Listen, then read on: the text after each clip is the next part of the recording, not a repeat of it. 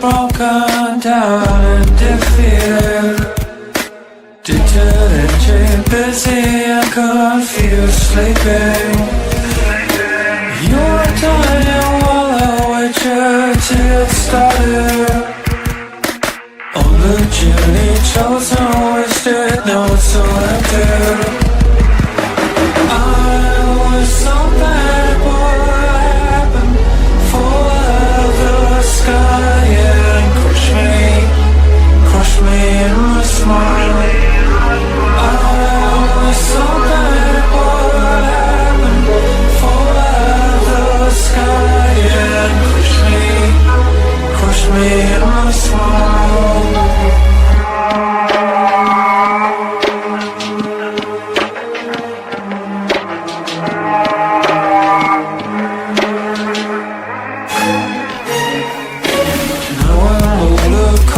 Silver, sad and jaded. They're not coming, they're broken down and defeated. You are dying while I wait you to get started. You are dying while I wait you to get started. I was so bad, what happened? Fall out of the sky, yeah. Push me in my smile. I was so bad, what happened? Fall out of the sky and crush me in my smile.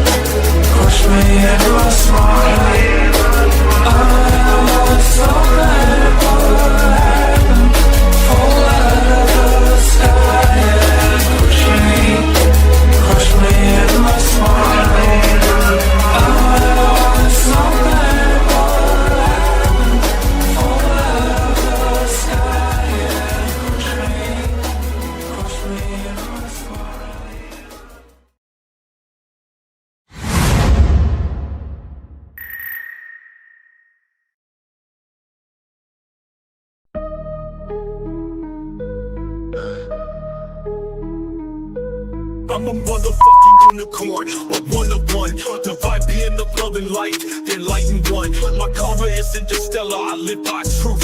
Fighting evil, my scars are living proof. Protecting you from the storms with all my might. Love me, I will treat you right. You ever cross me, it's the last thing you'll ever do. With my crown of thorns, I'll wreck you.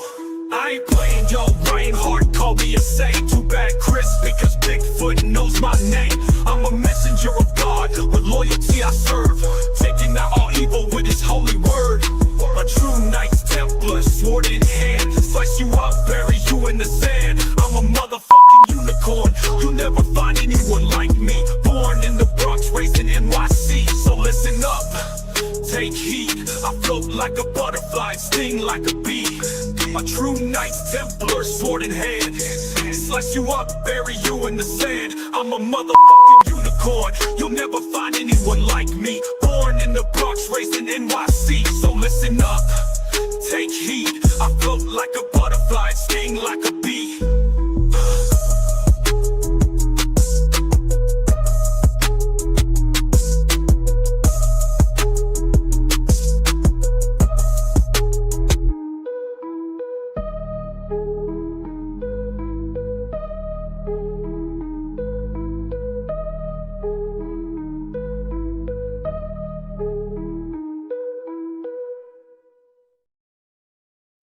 Welcome.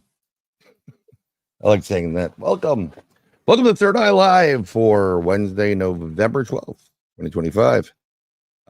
We didn't get any northern lights in Florida that I was aware of. Well, I was in southeastern Florida, but I've been seeing all the pictures that everybody puts up there. Everybody's showing their northern light photos. I'd love to see that in person. I have yet to do that. Oh, I'm sure it is. Jonathan knows where it's Newfoundland probably is lit. No pun intended after all the wildfires. We're having a little bit of issues. The guest has to reconnect to the show, and I'm gonna go text her on that. Mark Eddy, our friend and family member, is dealing with a little bit of something. He has to get antibiotics for Francis, his bird. So he's going to be jumping in a little bit later in a second. I am just texting our guest tonight. Yep, she went out, and then we'll have her come back in. And as we did that, there was a 4.7 magnitude earthquake in Japan. Nandeska. It's good to see everybody here. We have Angel is in the house inside the Jackal Head. Go check them out, like them, subscribe them to Angel. We have our wonderful, lovely Oklahoma Nana. Thank you very much for being here. Of course, Schaefer, welcome. You are new, and I know you're friends with our guests, and you know them, and I appreciate you dropping by. She's going to be coming in a second. We have technical difficulties. So, she's back. I can see her there. So, we're going to start up soon in a second. Kitty Cat Whack. Love you seeing you there. Diane Boss, Mickey G, and Brandon. Say hello to Brando for me. We got the Paranormal Newfoundland podcast and PNL Bog team, Boots on the Ground team, as well as, I think, another person with a similar name is here. We have Diane Boss, and it's looking really good. We have teachers in the house, so send them some apples. Michelle, Braden, and Party on, Wayne. It's good to see you guys in here. I know you're here for the unicorn song, and then it's like, let's go watch some hockey or something. But there is something interesting. We'll talk about quickly. I was watching Bigfoot Michigan Rob. He was talking about Upper Peninsula having some weird things taking place up there. Strange lights, audio, which is being picked up by ham radio operators. It sounds more Aramaic than anything else and gibberish. So pretty interesting going on up there. I don't know what's, it is the Upper Peninsula of Michigan. It's a tough spot. It's beautiful, but it's tough. Fools, good to see you guys here. And I think we're going to start the show with or without, John Straw Dog here. Our one and only, and the most beautiful grandmother on the planet is here. And I know I say it all the time, Lourdes, but you're great. Our guest is an amazing individual. And I was introduced to our guest from Lourdes's partner and pain in the ass. And no, he's great. Ron Iacovetti. And Lourdes and Ron will be on coming up in December. And we're going to do some TDSE work here. Hopefully we get Voices from the Grave. And because every time they do it live, and they used to do it on Facebook, I would just get in the chat and joke around with the text, what are the lottery numbers? And the box would go, Bryan Bowden. I'm like, yeah, Bryan Bowden's here. So they know me for some reason, but no one wants to help. But our guest, and let's get our guest in here, because she may have things to do. She is a very busy woman here. So our guest is Fawn Miller, and she does help accomplish high vibe humans to discover, design, and dare to live lives that light them up from the inside out. She is a wonderful, wonderful lady. Immediately we were doing voice messages back, but I'm going to bring her in here, and I'm going to have her explain her background, so you guys get a little bit of a vibe of what's going on. But we're not only going to be talking about life coaching stuff, we're going to get into like some of the weird stuff. So that's a little bit of a hobby, I believe. So welcome to the broadcast, Fawn Miller. It's great to see Yay! you. It's great It's to good. be here. Oh, Yay! I'm so glad the tech I'm glad. got I'm figured gonna move out. you up to the big square. Ooh. Um, Hi, everybody. welcome to Third Eye Live. We were doing voice messages back and forth, which is so cool. You're on the West Coast, and she's living the life right now, the life of Riley. No, seriously, it's where you are is a beautiful area. If you go to her website, and I'm gonna put that up. I'm gonna share that right now while we have that. Let me share. Excuse me for a minute. Share that screen. fawnmiller.com. And it's she does these. The thing she does is you can work with her one-on-one. There's I love this life, fun, purpose. She does immersive type of interactions and retreats, and it's just amazing that you put all of this into your life. How did you get to this point? Because where you came from, you could see the northern lights. So let me swap you over to the bigger window and the big spot. Thanks, Bryan. Thanks. Yeah, I just want people to know just a little bit of background of bio. You don't have to go crazy. It's not going to be on the final. So okay. Whew. All right. Thank you so much for the opportunity to be here. And thank you shout out to Ron for the introduction. He was absolutely right. He's like, you're going to love Bryan. You guys are going to get along. And he was totally right. And I can't see the chat, but hi everybody in chat and whoever's watching in live and whoever's watching in the future. Really wonderful to get to know your community and have the opportunity to hang out here. So thanks everyone. Oh gosh, where do I start? A little bit about me.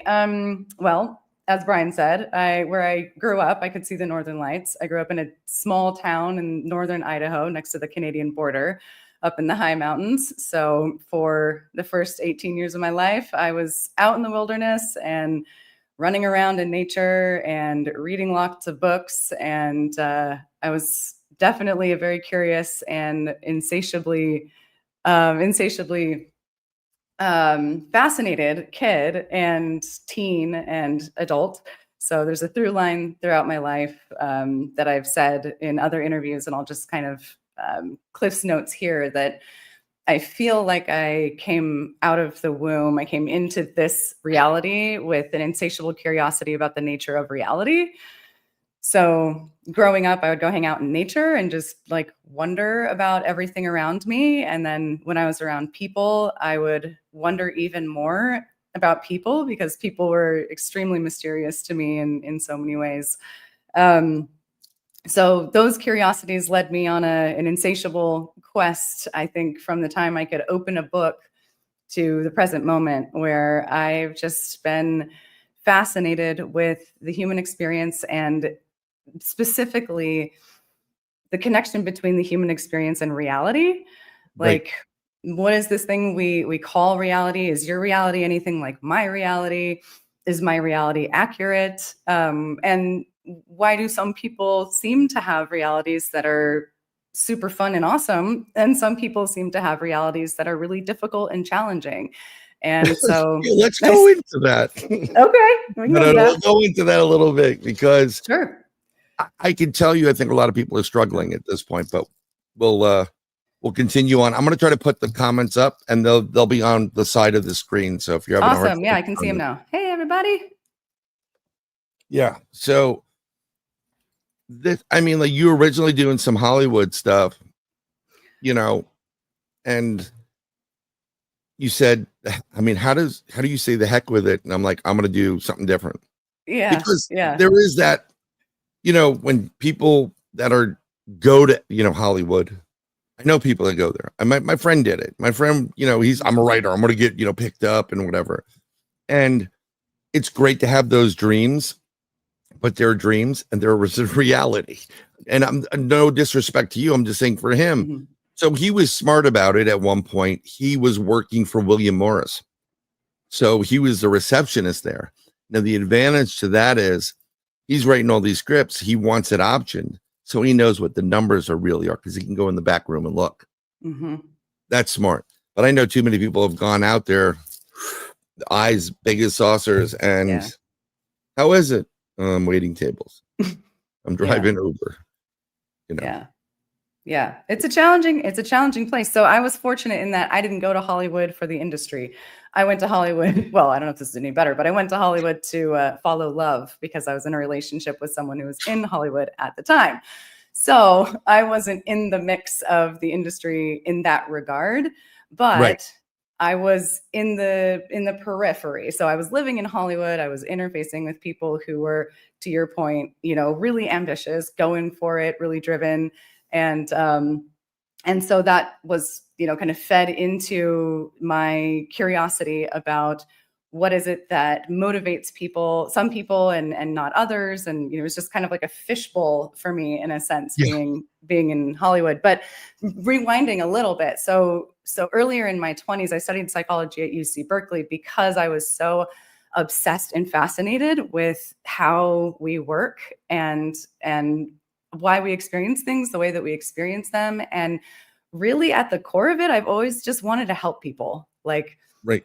I remember being a kiddo and seeing other kiddos at school, or seeing my parents or seeing other people's parents fight or be, sad or really struggling. And I just remember this visceral feeling of wanting to share the excitement and the beauty and the light of life with them. And so studying psychology in a way kind of helped me understand a few really important things that then came into play later on when I moved to Hollywood and I started my life coaching business Right. at that time. This is over 10 years ago or so now.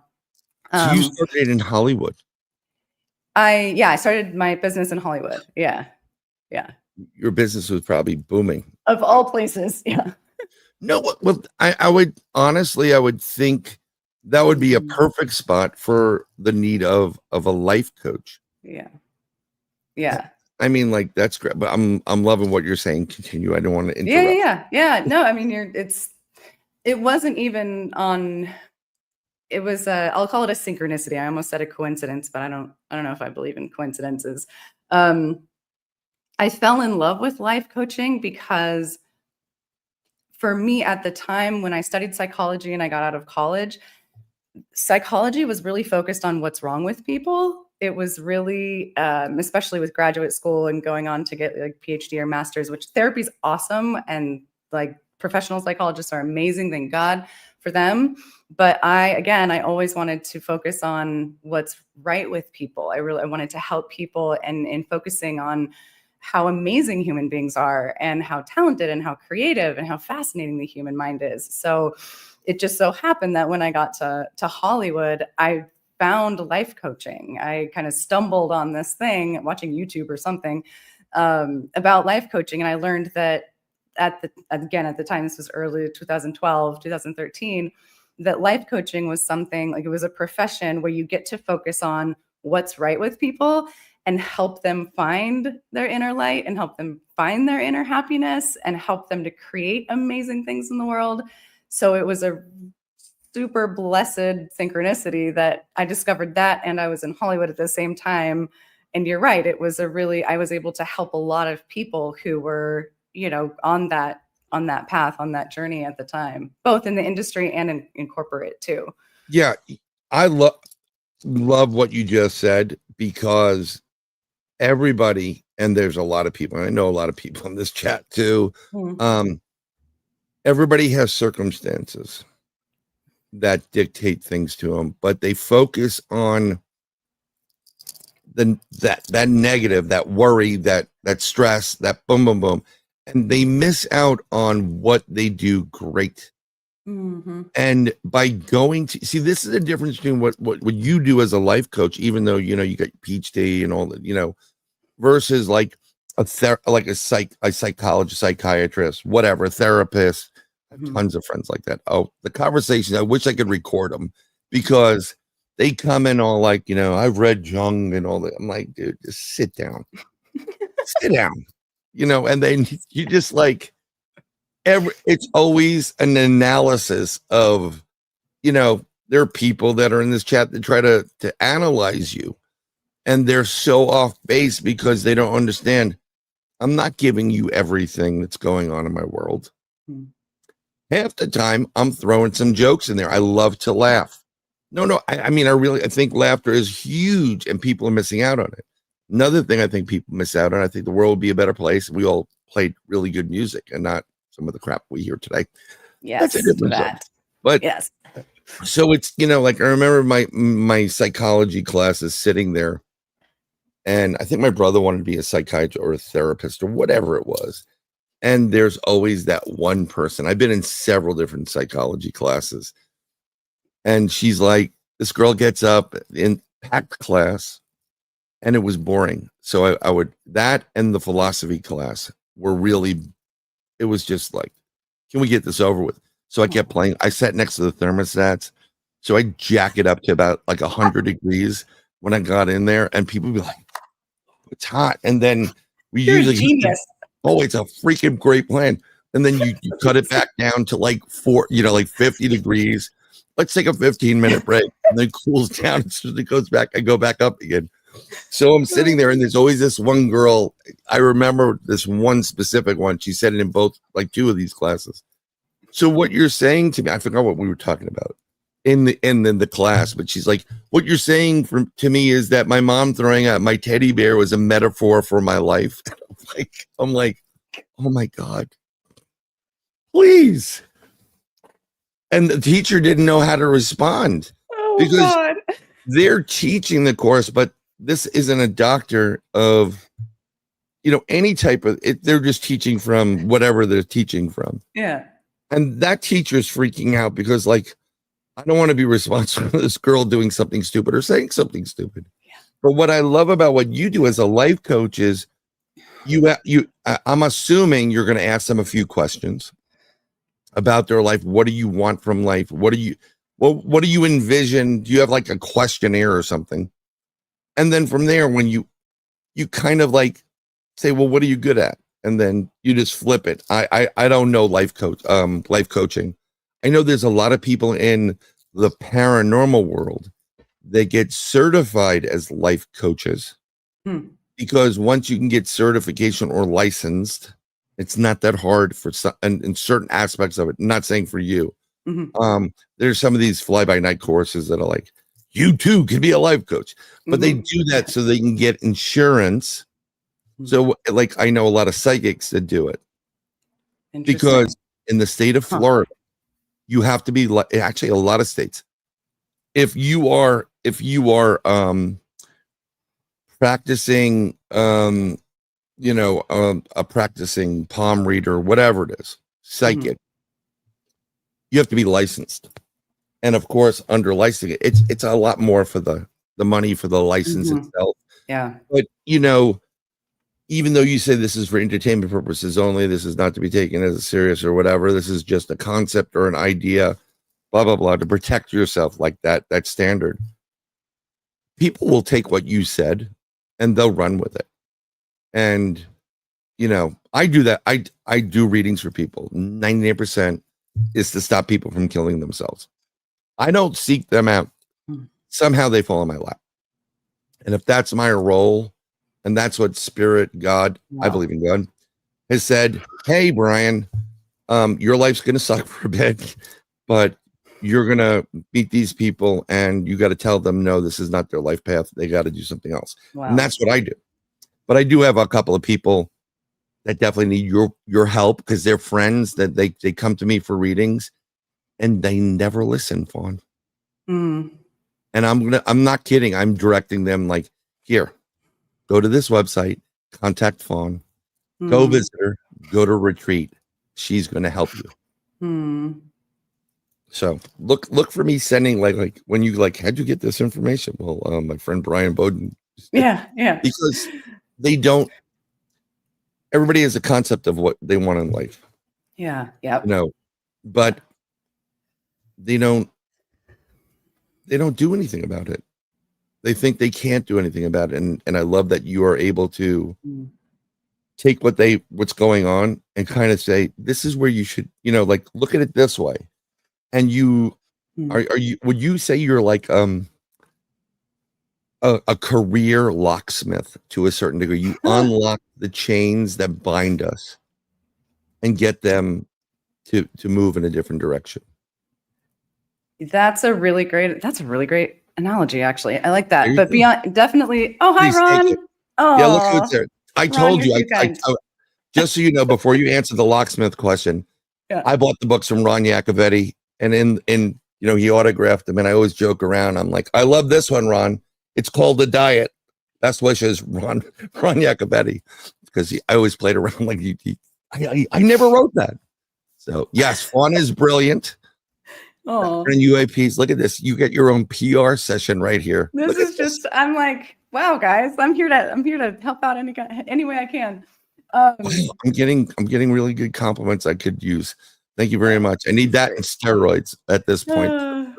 But go ahead with the locksmith. So You think that's a good analogy? It's a pretty good analogy. Yeah, I think so. Let me just kind of talk it through here.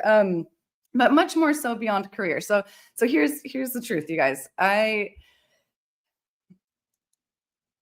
never ever tell people what I think they should do, because I am not them, and I have no idea what their path is in this world.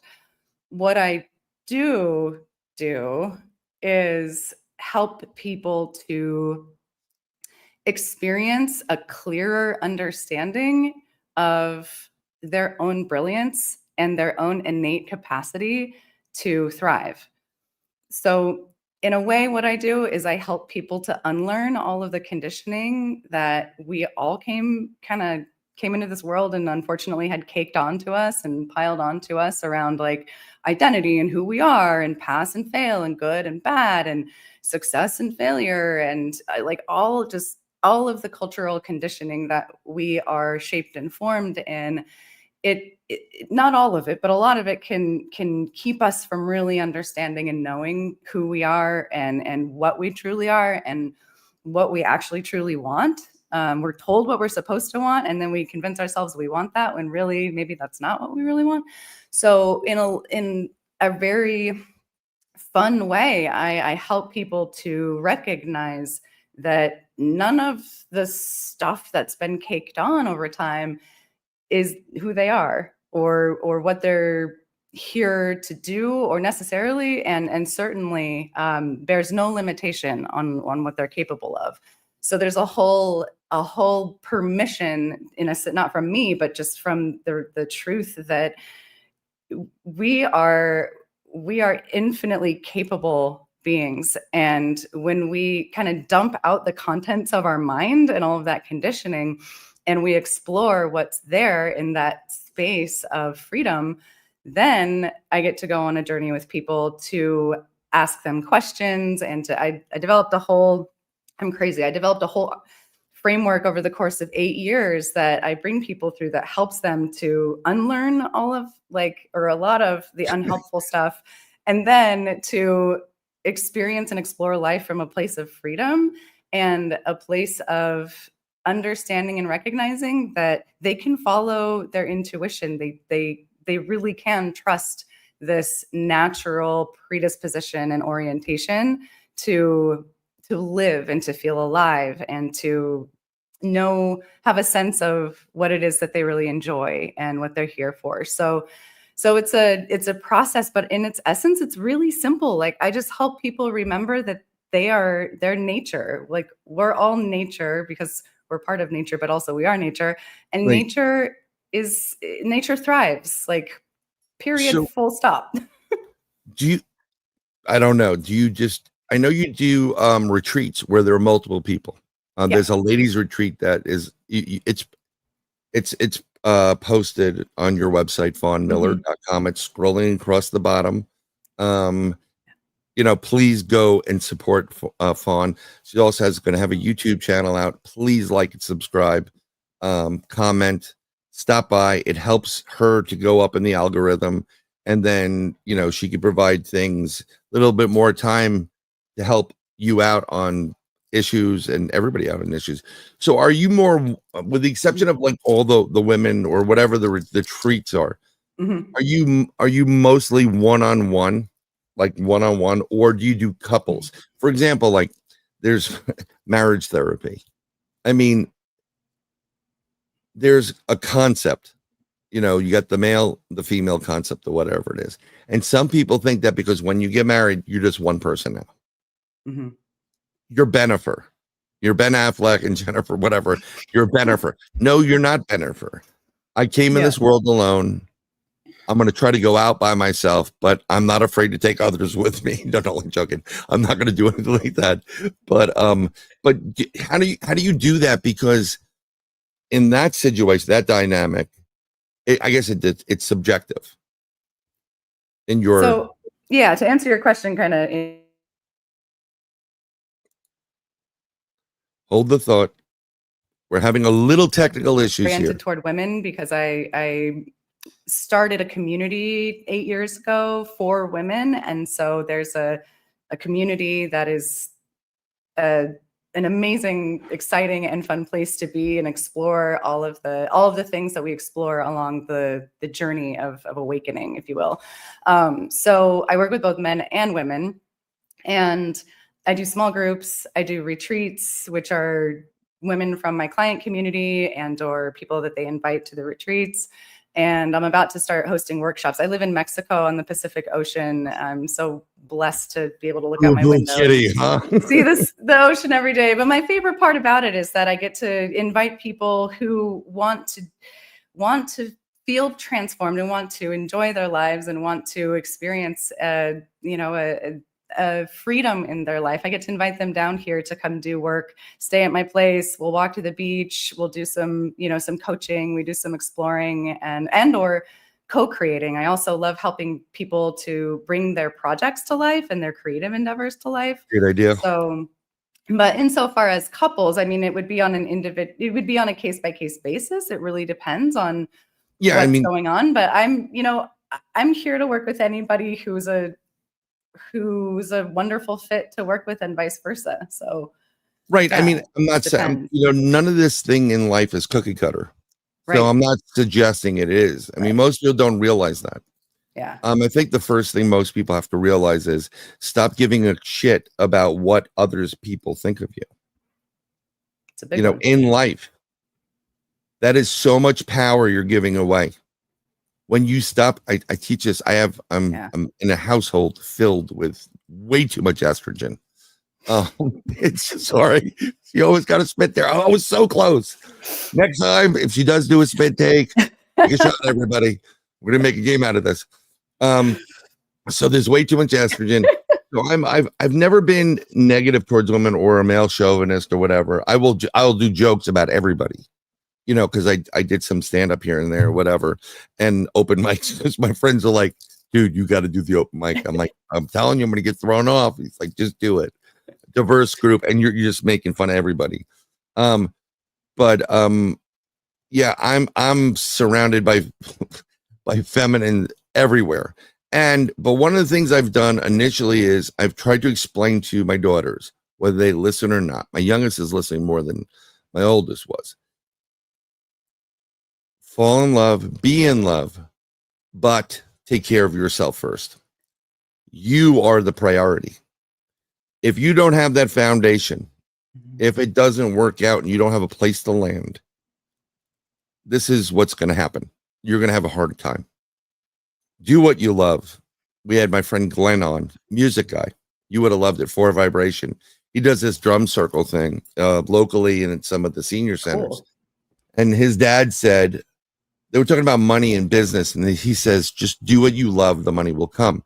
And I think that's what you're doing right now. You do what you love, the money will come. It's become second nature, and you don't even look at it. But one of the things I've posted this, I'm just going to share it with everybody because I think it's critical to this conversation, and it's going to be right here, if I can get it on the stage.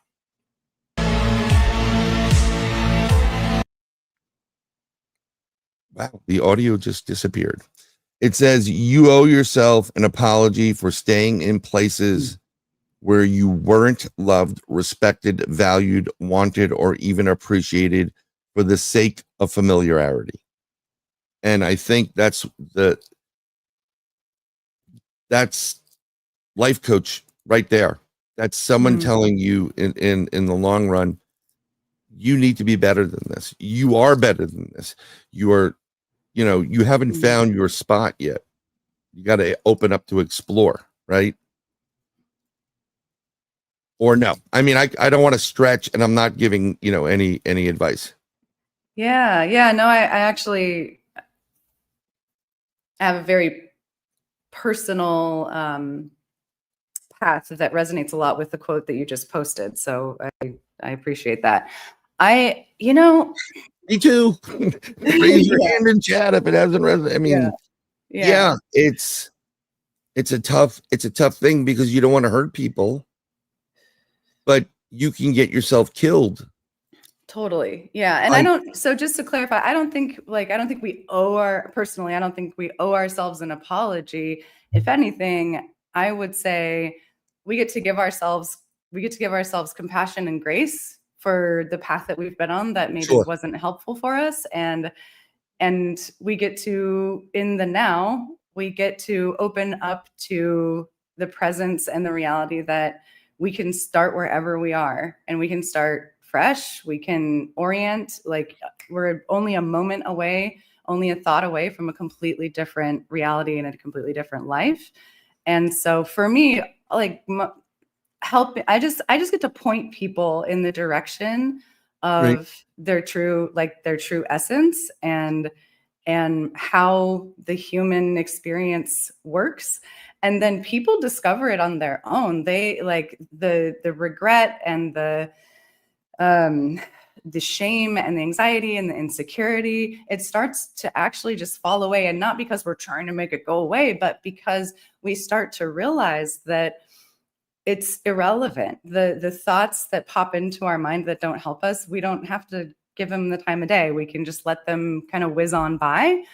And when we do that, we find that we have a much more enjoyable and productive and clear experience of life. So looking back at the past, I mean, gosh, there's so many things that I look back and I'm like, what was I doing? What was I thinking?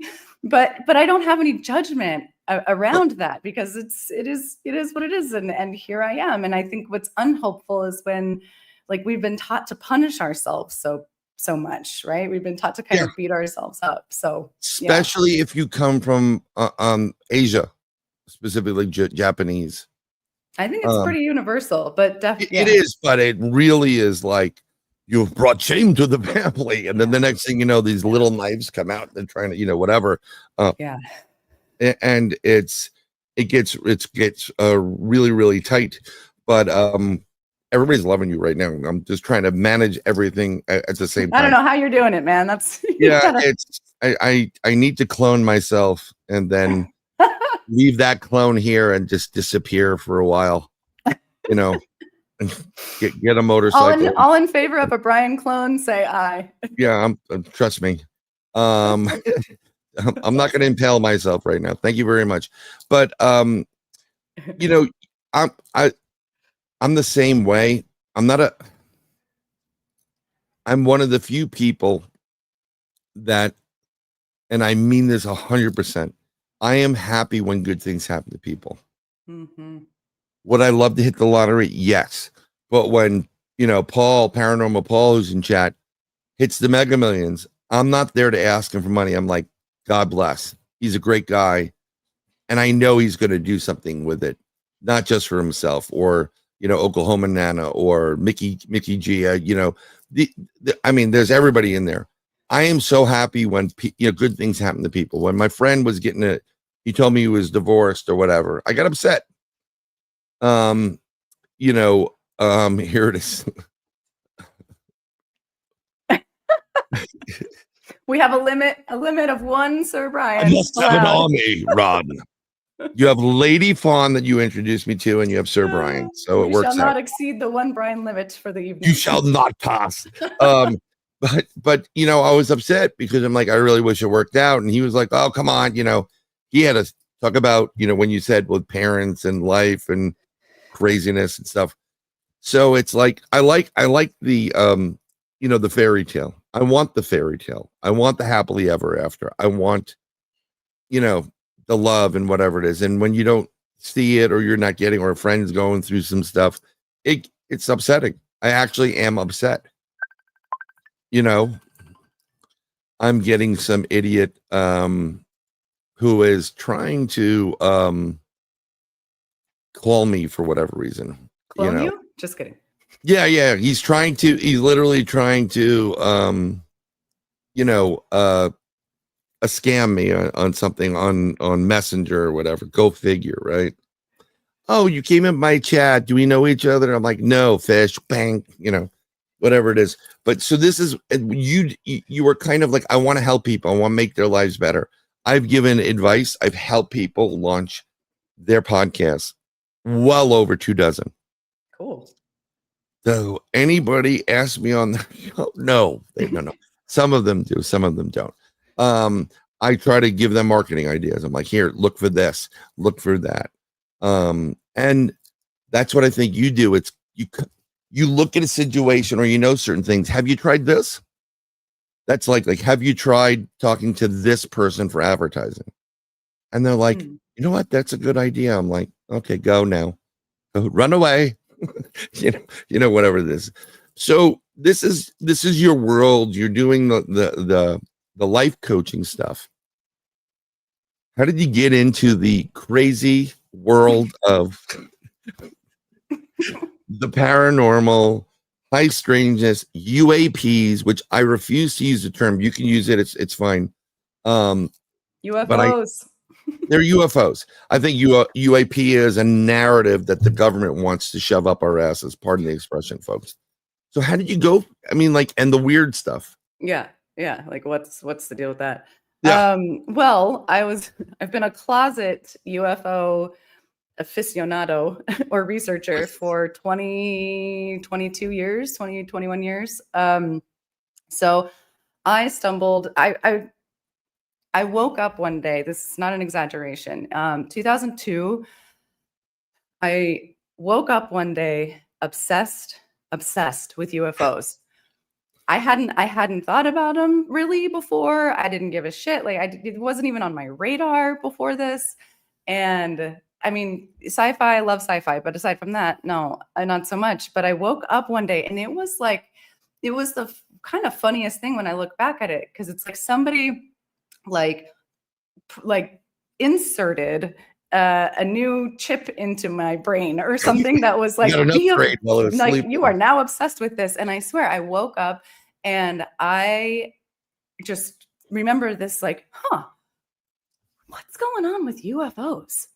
People think those are really real. That's kind of weird. That's kind of bizarre. I wonder. And it was like I was led by the antenna or led by the nose to research and read everything I could get my hands on, like everything. It was instantaneous? It was just instantaneous out of nowhere. As far as I can tell, it was just one day you just woke up I got to research this stuff. It was just literally, the obsession was just there. It was just there. My life's purpose was late by 21 years or something. And it just all of a sudden got dropped in. So I would go to this is back in the day, right? This is before YouTube. This is before and I'm in Santa Cruz, California, going to college at the time.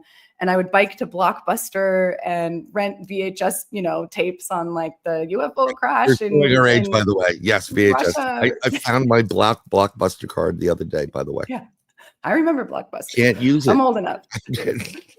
No, but you could laminate it and frame it and put it on your wall. Yeah. Did you rewind? So was this when you were in California, or were you back home where you grew up?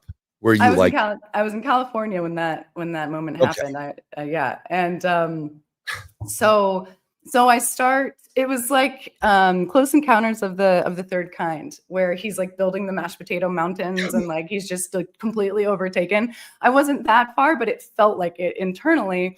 And meanwhile, I'm going to college, I'm studying psychology, so I ended up starting to straddle these two passions of mine, one being psychology and consciousness and my studies in that domain, and then the other domain being the phenomena, or UFOs really specifically. And then I stumbled upon the work of John Mack, Dr. John Mack, who was the psychiatrist at Harvard, the late John Mack, psychiatrist at Harvard, who was the first real credible person to really take abductees seriously. And so I remember I have the book, actually the original book.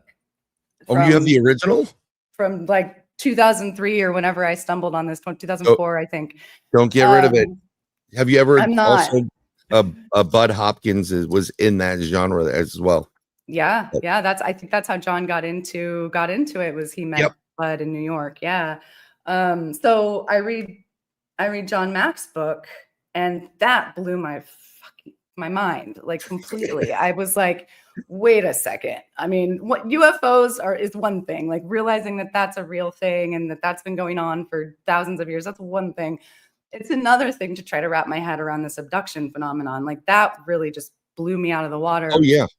And I immediately had this feeling that I just knew that I had to help somehow. I had to be of some kind of help to the word experiencers wasn't really like, no, it wasn't back then.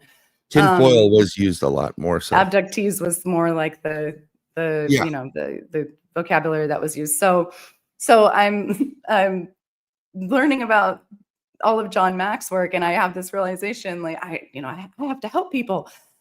And so I got into UC Berkeley to study psychology, and I'm like, okay, here's my plan. And to myself, I didn't tell anybody my plan. I said, I was like, okay, if I'm going to actually be able to help people, I'm going to need to be as credible as John Mack, which means going to the most like prestigious schools and the most prestigious. If I have a fighting chance at having any credibility in actually being, you know, academically or scientifically taken, you know, seriously by my peers. So I naively think to myself that I can somehow covertly study the abduction phenomenon without really saying that's what I'm studying. So I start going to, you know, my classes and my professor's office hours and asking questions that are, you know, kind of like in the direction of things I'm curious about, like sleep paralysis and perception and things like that. But of course, I never, ever let on that that's what I was interested in. But at any rate, I ended up studying that, realizing that there's just no way that I was going to be able to make any progress in studying, like, becoming who I thought I needed to be in order to do what I wanted to do on that lane, because of the stigma and because of it just became very, very evident to me. A long story, very short. And at the same time, or shortly thereafter, as I'm sure a lot of your viewers and listeners know, when you start to go down the rabbit hole in whatever direction that is, whether you have direct experience or you just have a curiosity, or you wake up one day obsessed, I start to research, and then all of a sudden I'm down the rabbit hole and I'm learning about the Illuminati and the Bilderbergers and all of these things down the rabbit hole. And eventually it got to the point where I was like, if I keep going down this rabbit hole, I don't know if I'm going to be able to come back out and, like, let me back out a little bit with society in a helpful way. I really didn't think I would be able to. So I took a time out for a while. But so that's the origin story of how I got into all this. And I was all by myself. My friends thought I had lost my damn mind. Like, they were like, Fawn, like, what are you talking about? Alien abductions? Like, that's not a thing. Yeah. Well, this is actually something that was on my mind. I'll get to this question, which is about the subject matter. Did anybody in your family where you grew up ever see something strange? I'm going to post it in 2 seconds. You'll see it bigger on the screen. Did they ever see a UFO or talk about it, or, you know, their belief system? I mean, my parents were bona fide hippies. So there's that. They were very open-minded, but they kind of pulled themselves together by the time they had me. Love you, Mom and Dad. But no. And I've talked to my parents about this throughout the years since. Obviously, they've kind of witnessed my obsession and supported it nonetheless, which is great. But nothing really that is stands out to either of them. Okay. Because I study this and we didn't get into full conversation of it, but I was thinking the same thing that Wayne from Michigan UFO Sightings and Paranormal Encounters podcast was thinking, that maybe you were abducted. And for one to wake up the next day and have such a, hunger for more UFO stuff. Yeah. It's not in general, if you study the subject matter, which you have, it's not like it happens overnight. There may have been multiple experiences, and because of who you are as a human being, and I believe that you've got the love that you have, trying to help people. Mm-hmm. We're using the love word. It's different than the intimate love. It's just Mm-hmm. we need more of that love, that care, that concern, that I want to help you. I'm going to help you figure this out. I want to fix that. I don't want to understand. I want to understand it, but I also want to know where to fix it. They love people like yourself, and that are in the people that are in this subject are not just in the subject because, they're trying to, be the cool kids in reference to this stuff. Yeah. People are in the subject because something has happened to them, be it known or unknown.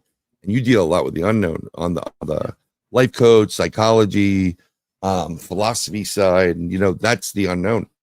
And they wake up one day and they're playing with their mashed potatoes, like, I've got to get the Devil's Tower. I'm like, Devil's Tower. Yeah.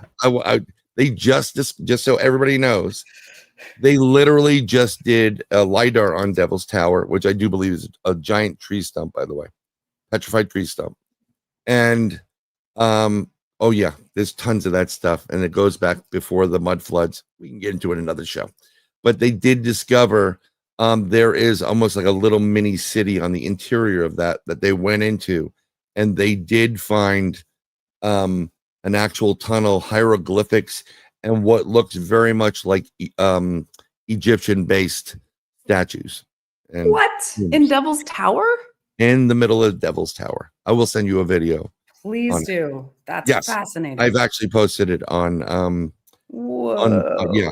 And they literally, the guy crawled, so they got permission, and apparently they went through. That's amazing. Steven Spielberg, man, he has foresight. I say that the true disclosure was Close Encounters of the Third Kind, because you had Dr. Hynek in there, who was the guy sent to debunk everything. And there he is at that. Go see this movie. It's a great movie either way. Yeah. And there he is at the last moment, the UFOs there, the aliens, and he just takes, all he has to do is just take his pipe out and look, and like, there's your proof. There's your disclosure. Yeah. Anything else? I don't think we're going to get anything. I think the ETs will give us that full disclosure. But yeah, so I'm with you on that. But I just love the fact that, when you get into this subject matter, there's many rabbit holes. So you study, I know Ron does a lot of with philosophy, and there are some big names. There's a couple of books on Fawn's website. Please go check them out. These are the must-haves, and she doesn't go into it was on the New York Times bestseller. It's like, no, fuck that. This is what you need. Yeah. Read it. So I'm trying to draw people more to your website, and then also appreciate that. Yeah, but everything you're doing is kind of, it parallels this UFO and the high strangeness world, except it's kind of like taking the elevator down to not the basement of that rabbit hole, but like a point where you're in between the ether of regular Earth and the crazy part, and then you're in the midst, like, you're going to conceive things and pick me back up. I want to get out now. What role does philosophy play if you in that genre? Actually, you were talking about in another show about the different hemispheres. I forgot the doctor's name that was researching for thousands of years that men are, certain cultures were left-brained lobe, which are more aggressive and fighting. Thus, that's why they were fighting, versus other cultures that are more right. Right? Is it the frontal lobe or just right hemisphere? Right hemisphere. We'll just use hemispheres at this point. So I mean, you guys were talking about that to a degree, and I don't necessarily. I said to you privately off air, I'm like, it's an interesting concept, and I can see how it would work, and publicly you can state certain things, but just because someone's aggressive doesn't mean that they're constantly using just one side of the, one hemisphere. If you're calculating and you know that if we don't do this, we're going to die because they're going to take the offensive. Yeah. That kind of counteracts what I guess the professor, and I forgot his name, Ian. Ian McGilchrist. His work is really, really comprehensive and really nuanced. And he has, so I recommend everybody who's interested in having a deeper understanding of how we work and how reality is created. I recommend watching Ian McGilchrist's YouTube videos. There's probably a couple hundred of them at this point. So there's so much nuance to the research he's done. So I just want to say that out front. He's not saying that one hemisphere is better than the other, or brain hemispheres, or that what he's doing is he's looking at human behavior, both in terms of individually and culturally throughout history, noticing that the ways that the brain hemispheres engage with the world create very different realities. And I won't go off into a whole thing about it right now, but I'm going to be certainly posting videos on me kind of unpacking this on my website throughout the next few weeks to kind of bring people into maybe a more digestible way of understanding and how it applies. Cliff notes, exactly. Yeah, exactly. The Cliff's notes. Yeah. So understanding, I mean, and Ian's research completely, it's just helped or maybe disrupted what we thought we being like science, what science thought it knew about the brain hemispheres. And Ian's research over the past 15 years has just kind of blown that out of the water and shown a more accurate picture of how the hemispheres actually work together and how our reality is created based on whether our right hemisphere is more dominant in the moment in that balance, or whether the left hemisphere is more dominant in any given moment, and how much that impacts our well-being and everything that we experience. And so there's so much to that I could nerd out about right now, but I won't. No, it's you don't understand. Mark has entered the studio. We're going to welcome Mark Eddy to the broadcast. Oh, awesome. Hey, Mark, welcome back. I hope Francis is doing well. Hi, Mark. We're talking a little bit about. He's a doctor, right? Ian. Dr. Ian McGilchrist. Yeah. He's a psychiatrist. He's retired now, but yeah. Hemispheres. When you get retired and they come out with some new stuff, you can do that because then pardon the expression, your ass is owned once you work for universities or other areas or hospitals. We have to stick to this narrative, and it kind of throttles or governs the research and the information coming out. So hopefully maybe he'll come out with some new stuff that will be very important. I know I do a lot of stuff with left and right hemisphere, and I hemisync. And I think some individuals hemisync automatically. Women, for example, use left and right more than any of the two species, of the two sexes. Men or people who are quantitative, artistic, scientific, musical, they use both hemispheres. And you will see in this crazy community that you talk about, and you're like, I gotta know more. Most of these people do artwork. They straddle both sides of the fence, but it's almost fluid. And I think that's the key to life. I think in regards to extraterrestrials, there's always these stories from experiencers. You're not ready. You're fighting. You're nuking things. Whatever. They're waiting for us to get it. Like it's like a little kid. Like, don't touch stove. You're gonna get hot. Until they're waiting for us to get burnt or get to a point where it's an event horizon and there's no returning from, or they push us back. But I think the hemispheres of the brain, when you hemisync them, a lot more things happen, which is great for in the life coach zone. I have you ever done the gateway experience? Yeah. Well, I've done privately, gone through the tapes, but I haven't gone to Monroe yet. It's on my list.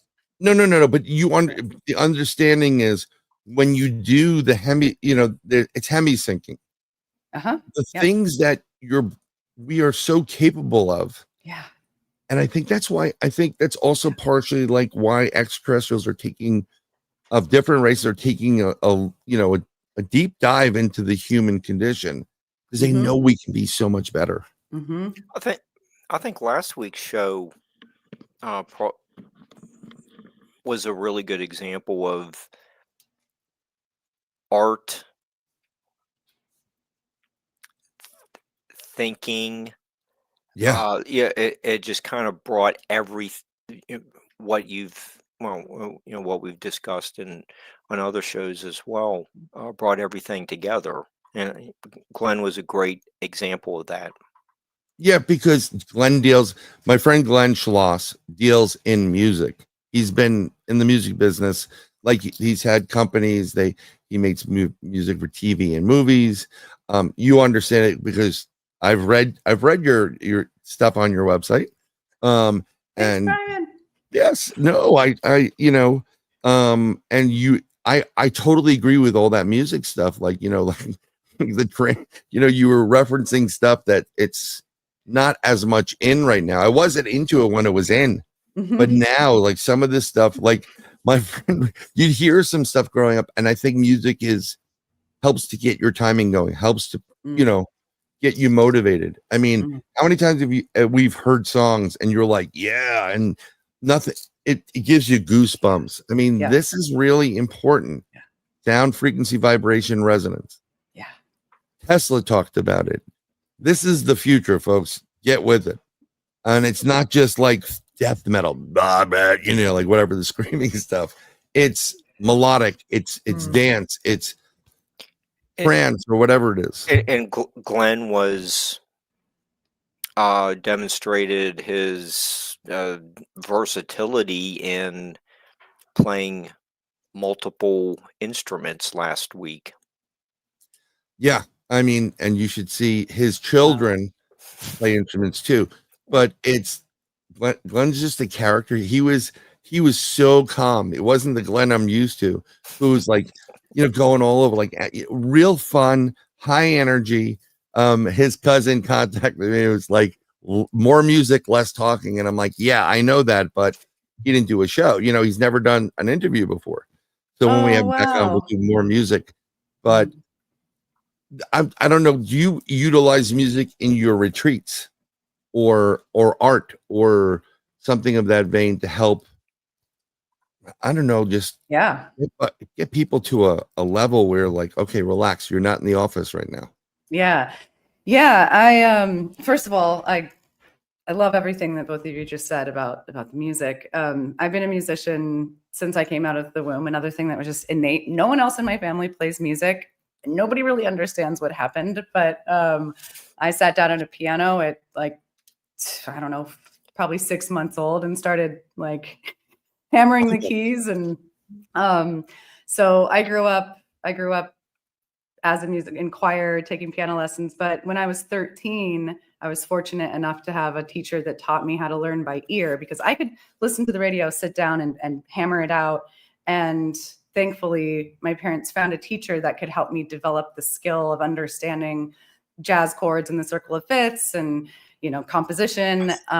So music was a huge part of my life for a long time. And then I got into electronic music production when I was 13. And that was like my first MIDI keyboard and software, 1996 or whatever. So big synthesizers, not the little things. Yeah, like the big keyboard with the MIDI, the MIDI ins. Oh, I know it well. Yeah. So I have a music D5 behind me. You can't see. I have a rolling Awesome. D5 right behind me. So yeah, Oh, I know it well. wow. I had no idea. So Fawn, yeah. did that musical gene skip a generation? Or like a was your great- grandparent? Not to my knowledge. Not to my knowledge. Not to say that there weren't those with a capacity for music, but in terms of those who played music, they're just, it's not really, no one real in my family really that. Okay. Yeah. Yeah. I mean, Came I know. out of nowhere. Yeah. Well, And again, it could be a developmental, I don't know. Yeah. Podcasting is a developmental disorder. Oh, I think it's a mental disorder. Oh, great, guys. I'm about to launch my podcast. No. I don't know what the heck we're doing here. That's why this show is totally different from everybody else. That's why we offer lap dances now with 50% more pumpkin spice. Mark, go to work. Anyways, so music is a big part of my, what has connected me to my connection with aliveness. So to answer your question, my retreats, my coaching and my retreats are I'm just going to be completely transparent, very different from traditional coaching and traditional retreats. Probably couldn't be more different. So at my retreats, I create essentially a whole universe or a different world, and there's a theme, and I have decorations and props and costumes, and we go on adventures and dance and do activities. It's very much like summer camp meets ceremonial ritual hangout. And all of the activities, including music, and especially music, really are oriented to help us connect with feeling, just to put it frankly, feeling fucking great. So it's about the truth. Getting into a state of together and getting into a state of happiness, whether that's walking out into nature or dancing together or having really good meals or joking around. And, you mentioned earlier that the name of my program is Life, Fun, Purpose. And the middle word fun is so key. It's something that is very, very important to me that it just innately and naturally weave into any time I'm supporting anybody, fun just comes through. It's innate. And I think that it's an important part of navigating not only life, but especially the parts of life where we get kind of knocked off our rocker, right? Going back to the theme around UFOs or the theme around just life transitions or challenges in life. It's so important because shit can get serious so fast. Things can feel heavy and overwhelming so fast, right? And so fun and that elevation of energy is so important, and it actually helps us to navigate and find our way through whatever we're going through, life disruption or experiences or healing or etc. So music is key. I think music is probably the greatest expression of my soul. You put on some music that I love and I'm out. No, I think it's truly, well, at one point when I was doing other things, it was music and really good weed. If everybody in the planet smoked really good weed and listened to really good music, we wouldn't be fighting each other about crap. Okay. The world would be a better place. It's not really like the hippie thing. It just people would be, for lack of a better word, chill enough to don't worry about it, bro. Take the apple. We're good. And it would just be a flow. And I think that's what you want to do in life. You want to flow. You don't want to fight the river. You want to flow with the river. Yeah. That's why I'm a Cancer. And I flow in the rivers. And everybody I ever dated was an Aquarius, which is they could either be a hurricane or a gentle brook, and it gets weird. But it's just, I mean, I think that's I'd love to see. Definitely when you do your website, if you can throw some retreat videos in kind of as a promo, like enticing, I think that would totally help, because I have some ideas. I went we went on a cruise to Cozumel. Well, it was, I called it was the Western Caribbean, or as I like call it, the Bandito cruise. You know, it was like Haiti, where all we smelt was weed. And then we went to Jamaica, all we smelt was, it was whatever. We ended in Cozumel. And I think my youngest was 4 or 5 at the time. My oldest was 9. And they have that market in Cozumel. First of all, you've never seen turquoise water, the color like this, ever. Absolutely gorgeous. They have this little market, and I said after the end of the experience there, I let each one of them pick something. So I thought they were going to get these purses made of gum. It's really good to watch the psychology of that. And this is why maybe I shouldn't have raised my youngest. Worked from home and raised my youngest. My oldest one wanted the t-shirt that had the bikini printed on it. Make it look like you were in a bikini. My youngest, I said, "What do you want?" And she goes and points. And I'm like, "Really?" And she goes, "Yeah." She picked a purple and silver wrestling mask, Luchas Libre, with a big cross on it. A luchador mask. Yeah, purple, silver, and a little bit of red. And I called her the Impoquito Tornado.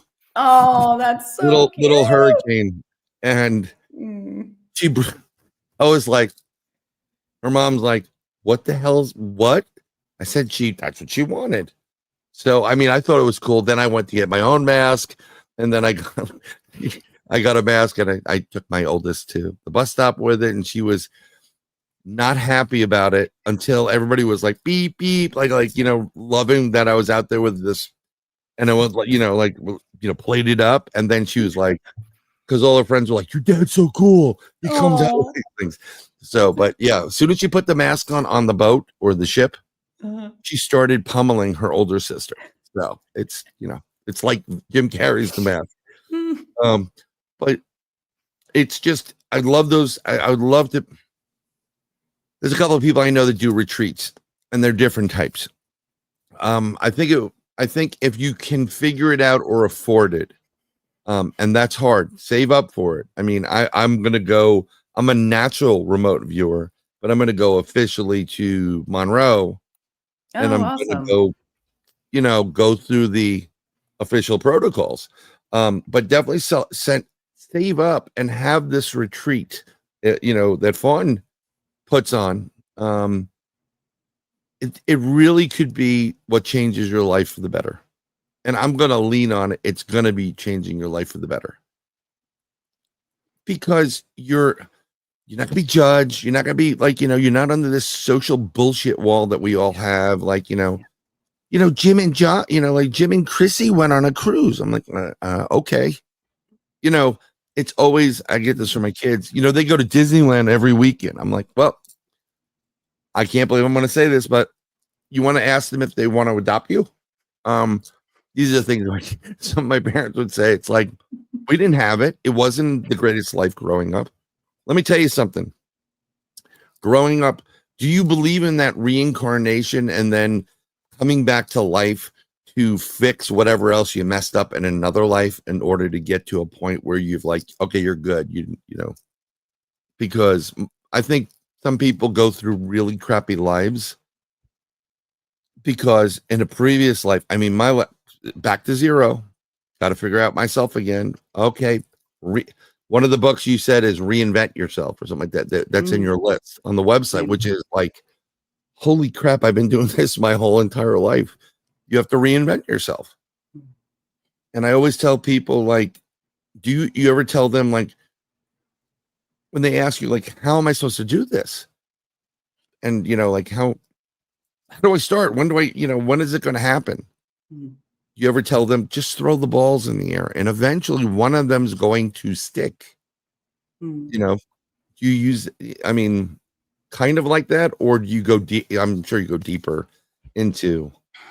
Well, put it this way. I think with using that, running with that analogy, I help people to find their own experience of aliveness and direction and intuition and discernment. And so I'm there to help them, again, like I said, kind of let everything fall away that's not their innate ability to Okay. love their lives and feel really alive. And then from there, their intelligence takes over. Subconscious, conscious, like the humans are incredibly, all beings are incredibly intelligent, I believe. But we are so vastly intelligent, not to mention that we are the universe, the intelligence of the universe in physical form.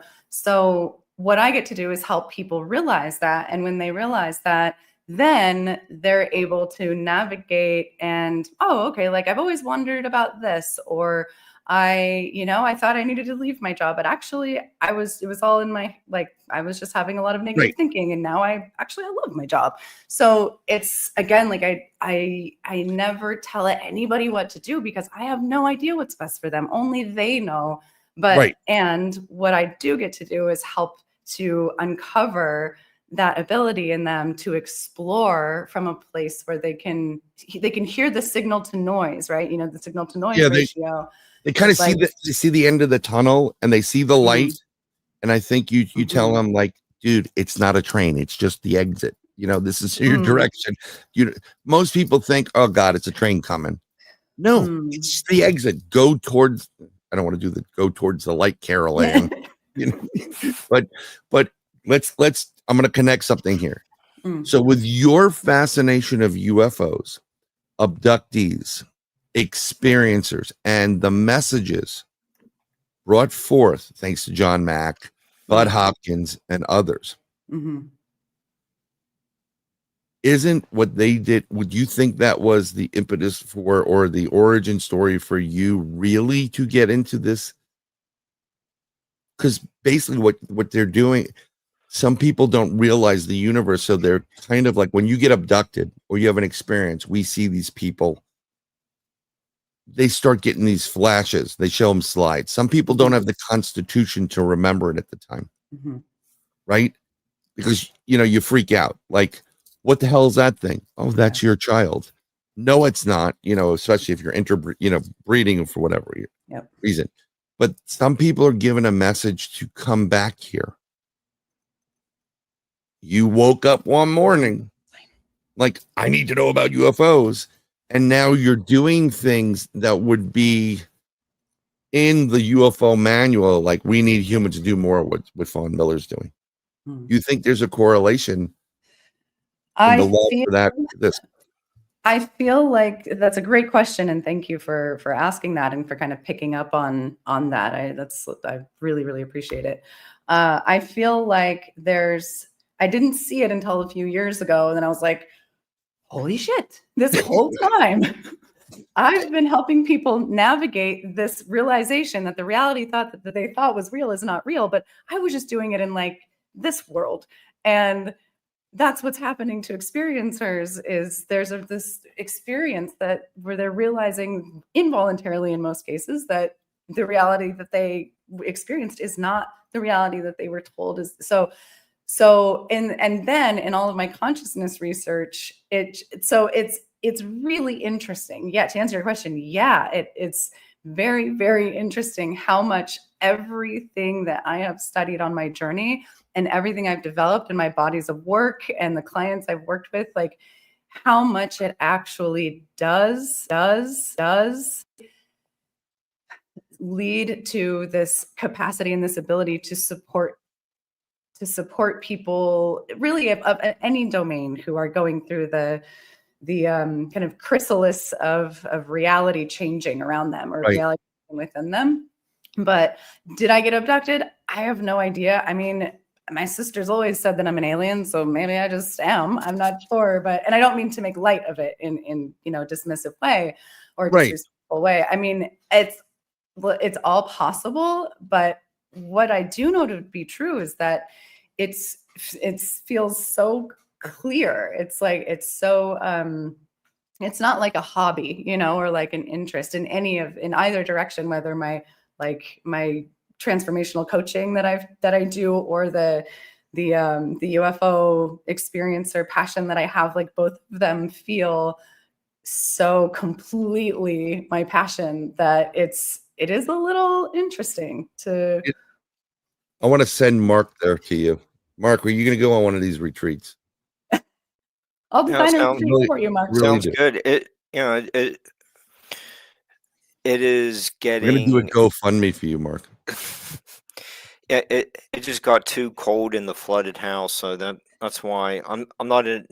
I didn't change the background. This is right. Actual new studio. Yes.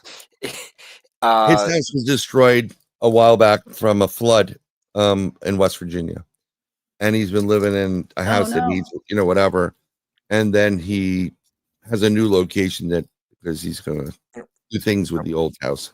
So, but as it gets cold, colder, start looking at trip to Mexico sounds really good. Doesn't it? Yeah, and do you find that your interest in UFOs and helping people is related to the pyramids in South America? Great observation right there. Because there is a connection to sky people down there. Hugely. Yeah. Oh my God, yeah. I was just wondering, you do hear, the eyewitnesses talk about the crop circles that they're the first to find in the was it like the wheat fields in Wiltshire. It's on near Stonehenge. Why is it certain locations make people more aware?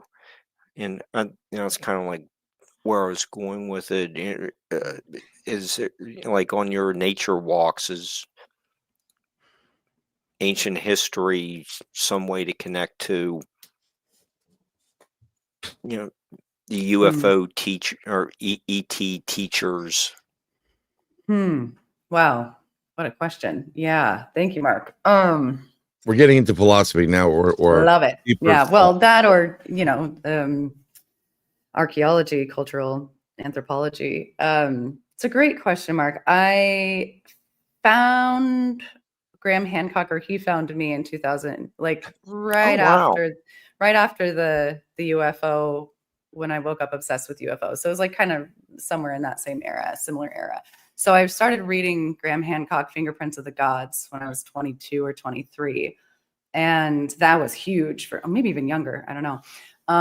That was such a mind blow. And that really was contributed to my, I think, really wove into the UFO obsession, because he talks about the sky gods and the, Quetzalcoatl, and then I read Robert Bauval, and so part of my journey has certainly been diving into prehistory. And in fact, I wrote a paper in college about it. My professor was like, "What are you talking about?"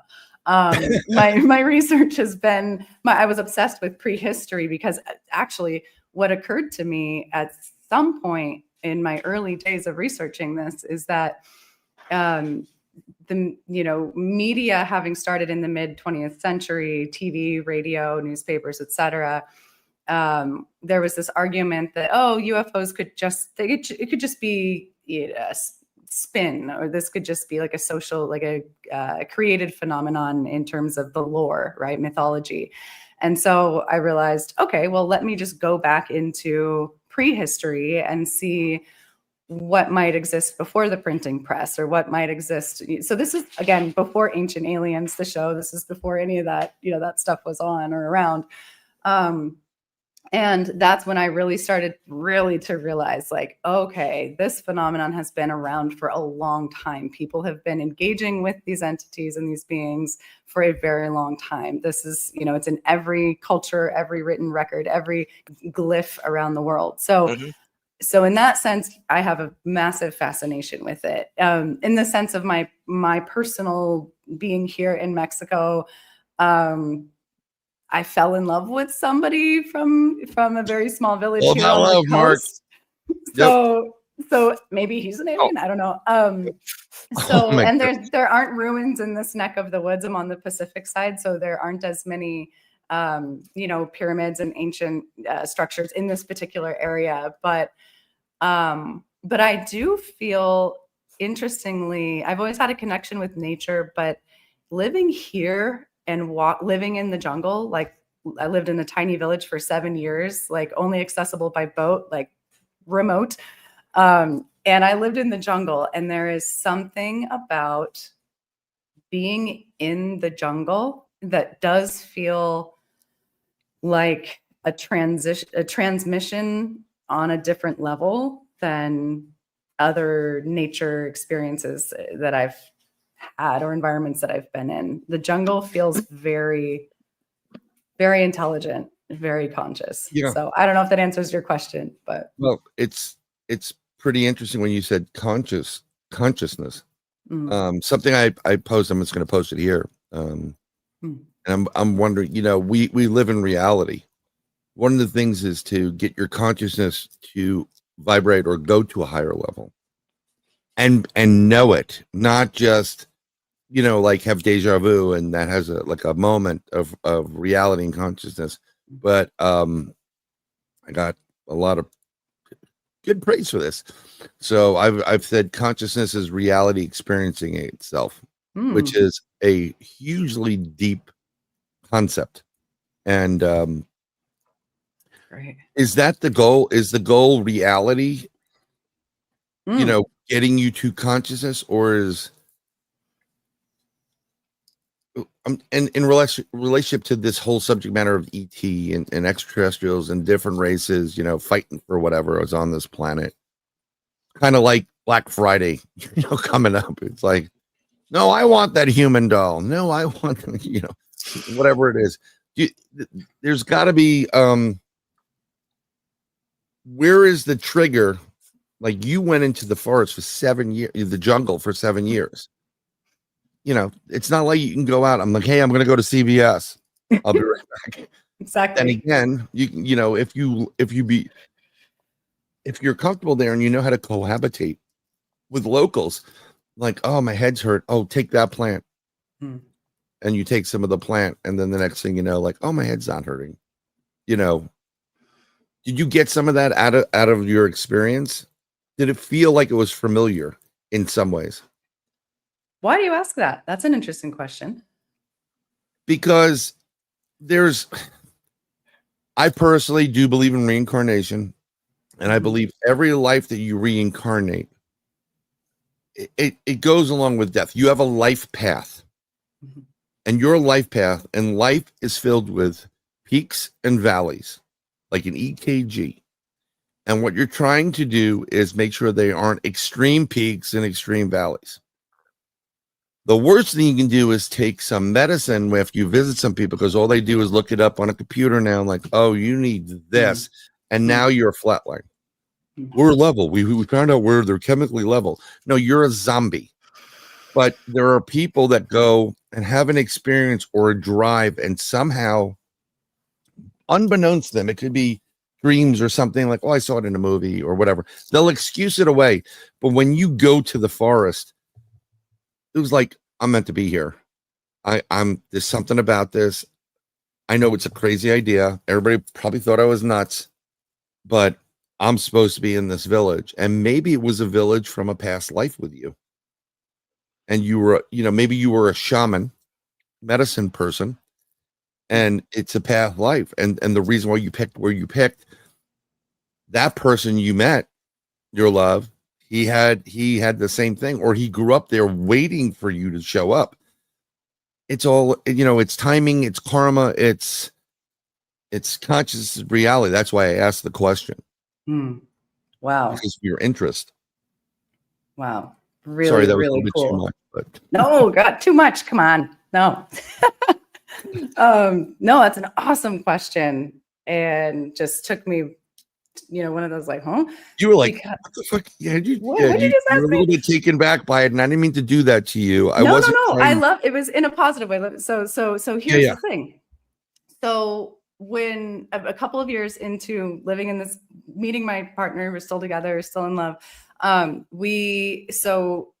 I'm talking like remote, super mountainous side of the Mexican coast. There's Puerto Vallarta, which is where I Low live, darts. and then down, well, not Right. that remote.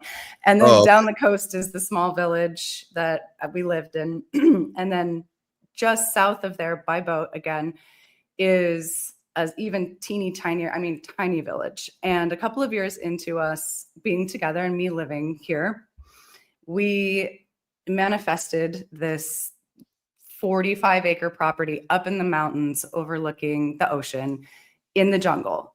And when I say jungle, I'm talking like Avatar, Fern Gully, like jungle, right? Yeah. So both of us are passionate about eventually having not a retreat center, but like a regenerative place where people can come stay. And we're planting thousands of different fruit trees and tropical fruit. So the first self-sustaining, right? Yeah, exactly. Sustainable. So the first time that I went to that property, that he took me to the property, I remember walking into the clearing where you could see the ocean, turning around and looking into the deep jungle up the mountain and having a very clear knowing that I have been there before. It was that's why I said it was like deja vu, but on a soul level. And I was like, and I just started having this moment. And this has happened to me 3 times before in my life. So I'm like, what is it? I'm meant to be here. I've been here before. I had dreams about this when I was a kid. So it sounds like it was very overwhelming. Yeah, but in a good way.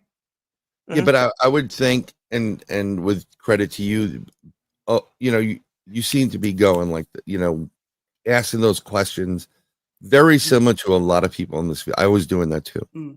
My mother was a special ed teacher. She used to take me. They thought I was like, she thought I was slow or retarded. Wrong. You go to Columbia University, you go to all these major universities. I'm taking IQ tests like every time.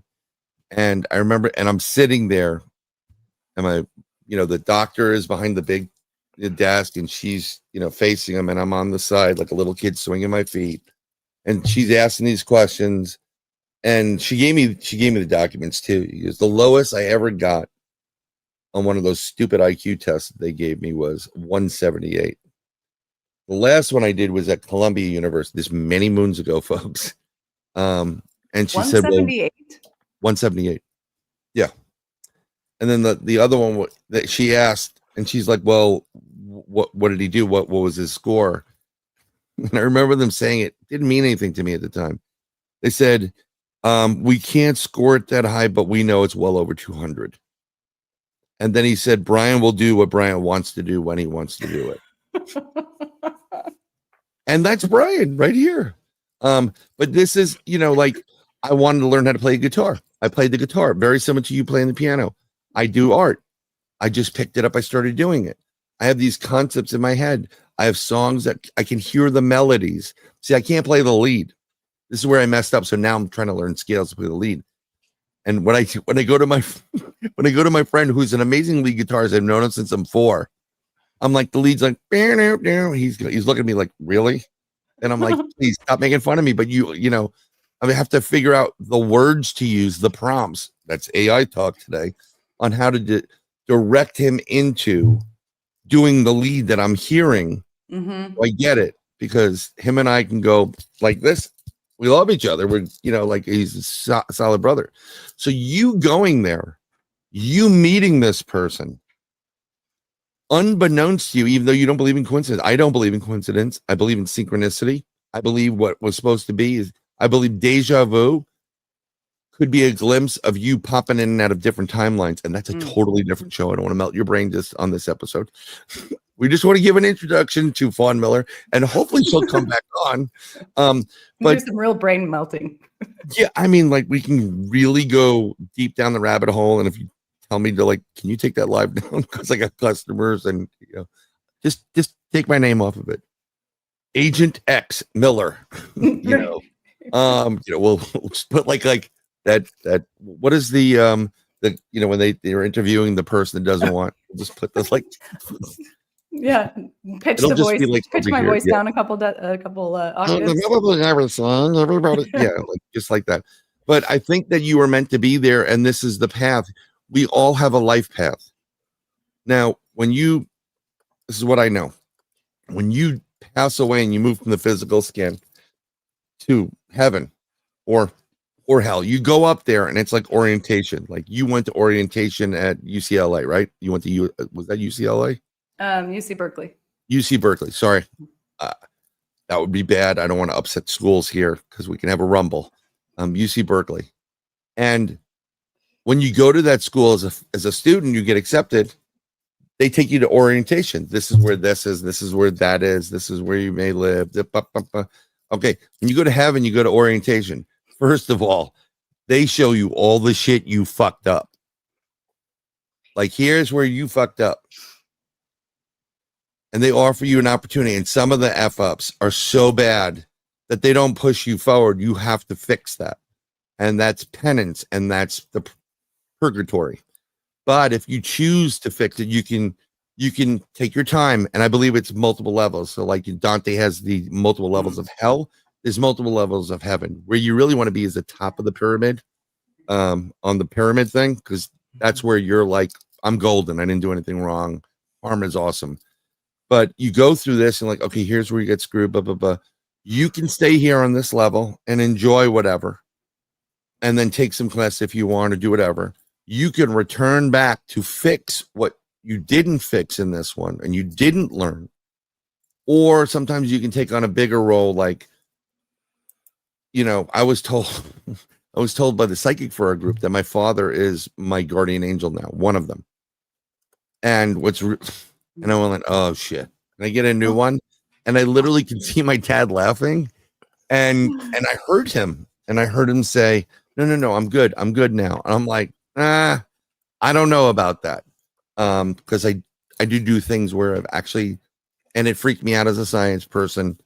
I'm talking to a woman in Canada and I'm seeing her dead daughter and her dead husband, and we're having a conversation. I'm the intermediary. Wow.